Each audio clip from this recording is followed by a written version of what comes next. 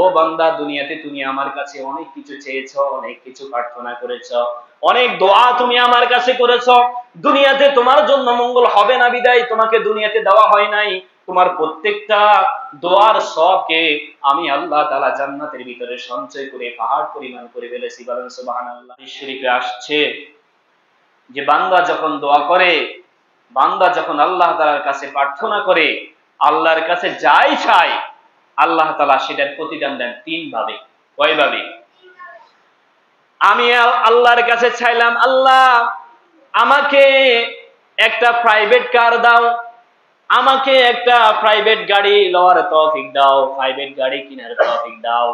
আল্লাহ তাআলা হয়তো এই দোয়াটাকে হুবহু ওইভাবে কবুল করবেন, অথবা আল্লাহ তাআলা তার মতো ওই পরিমাণ কোন বালা মুসিবত বিপদ আমার আপনার মাথার উপর থেকে আল্লাহ তাআলা সরিয়ে দিবেন।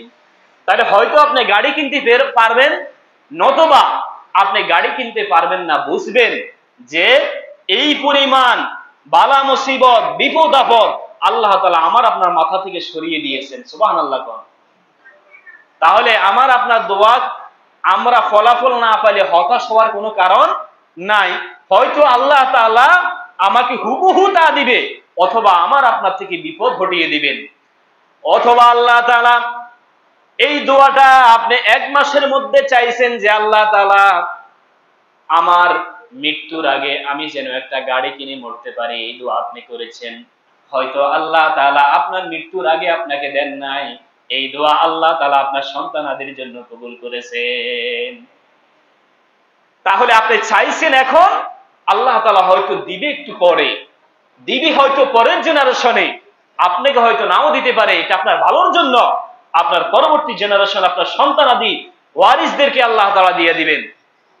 অথবা আপনি চেয়েছেন আল্লাহ তাআলার কাছে একটা মনের মতো বাড়ি, অথবা চেয়েছেন মনের মতো একটা গাড়ি, আল্লাহ তাআলা সেই পরিমাণটা দিলেন। আল্লাহ তাআলা দেখছে আপনার জন্য মঙ্গল হবে না, কারণ আপনি প্রাইভেট কার এখনো ভালো করে চালাইতে পারেন না। আপনি যদি প্রাইভেট কার লই বাইরে অ্যাক্সিডেন্ট করে মারা যাইতে পারেন, ঠিক কিনা? এজন্য আল্লাহ তাআলা আপনাকে ওই পরিমাণটা, ওই নেশাবটাকে আল্লাহ তাআলা কমিয়ে আপনাকে হয়তো একটা মোটর বাইক কেনার মতো তৌফিক আল্লাহ তাআলা দিয়ে দিবেন, কারণ আপনার চলার জরুরতটা সারা হচ্ছে মূল উদ্দেশ্য, ঠিক কিনা বলেন? এজন্য হতাশ হওয়ার কোনো কারণ নাই। আল্লাহ তাআলার কাছে যখন যে দোয়া করেন, আল্লাহ তাআলা প্রত্যেকটা দোয়া কবুল করেন, অথবা সঞ্চয় করে আল্লাহ তাআলার কাছে নিজে রেখে দেন। এরপরে শেষ দোয়া কবুল হওয়ার যেই একটা পদ্ধতি আল্লাহ তাআলার কাছে আছে, দুনিয়াতে আপনি ইচ্ছায় অনিচ্ছায় এমন কিছু দোয়া আল্লাহ তাআলার কাছে করেছেন, আল্লাহ তাআলা দেখেছে দুনিয়াতে এইগুলা যদি আপনাকে দেওয়া হয়, আপনার জন্য বিপদ আপদ আসবে, আপনার জন্য কল্যাণ হবে না, মঙ্গলময় হবে না।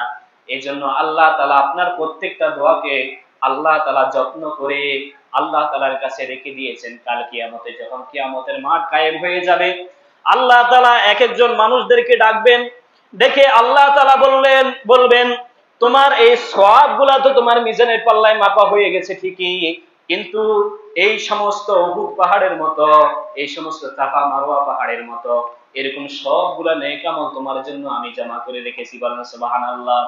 ওই বান্দা সেই দিন বিশ্বাস করতে চাইবে না, আল্লাহ এই মহা মুসিবতের দিনে, কিয়ামতের দিনে আমি একটা নেকি কারো থেকে উপার্জন করতে পারলাম না, এতজন মানুষের কাছে আমি গেলাম, একটা নেকি আমি উপার্জন করতে পারলাম না।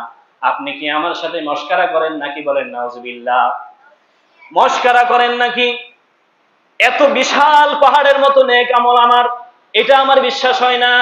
তখন আল্লাহ তাআলা তার উত্তরে বলবেন, ও বান্দা, দুনিয়াতে তুমি আমার কাছে অনেক কিছু চেয়েছো, অনেক কিছু প্রার্থনা করেছো, অনেক দোয়া তুমি আমার কাছে করেছো।